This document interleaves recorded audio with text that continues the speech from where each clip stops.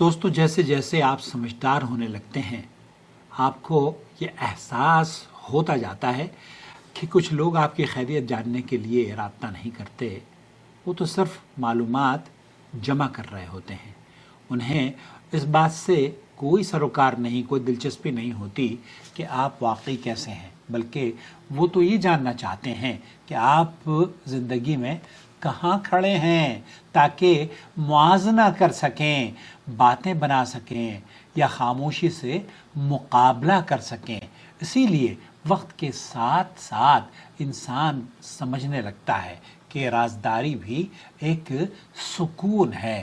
اپنی ہر بات سب کو مت بتایا کریں، آپ اپنے آپ کو لمٹ میں رکھیں گے تو اپنے الفاظ، اپنے منصوبہ بندیوں کی آپ حفاظت بھی کر پائیں گے، اور اپنی خوشیاں ہر کسی کے ساتھ اگر شیئر کریں گے تو وہ نقصان دہ ثابت ہو سکتی ہیں، کیونکہ ہر شخص آپ کا خیر خواہ نہیں ہوا کرتا، اور ہر مسکراہٹ کے پیچھے آپ کی خوشی پر خوش ہونے کا جذبہ بھی نہیں ہوتا۔ اس لیے شاید آپ کو آج یہ احساس ہو گیا ہو کہ کچھ لوگ آپ کو ڈیلی بیسس پر جو آپ کو پوچھتے ہیں نا، کیسے ہو بھائی، کیا کر رہے ہو، وہ دراصل آپ کوئی سروکار نہیں ہے، لیکن وہ آپ کا موازنہ کر رہے ہوتے ہیں گھر بیٹھ کر، تاکہ آپ سے آگے بڑھ سکیں۔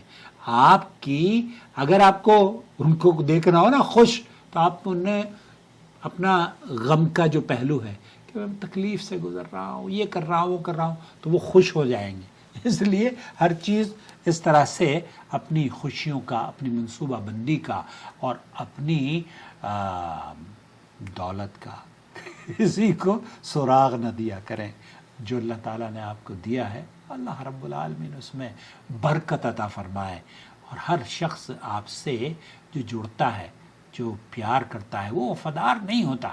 بعض پیار کرنے والے وفادار نہیں ہوتے، صرف دکھاوے کے لیے ہوتے ہیں۔ مجھے آپ کی وفاداری پر کوئی شک اور شبہ نہیں ہے، مجھے یقین ہے۔ کیوں؟ کیونکہ آپ مجھے دیکھتے ہیں، مجھے پسند کرتے ہیں، اور اس چینل کے آپ سپورٹر ہیں۔ تھینک یو سو مچ۔ اللہ تعالیٰ آپ کے چہرے کو بلند فرمائے، آپ کے اقبال کو بلند فرمائے، اور آپ کے چہرے کو منور فرمائے۔ بیض اللہ وجوہکم، اللہ رب العالمین آپ کے چہروں کو منور اور روشن فرمائے۔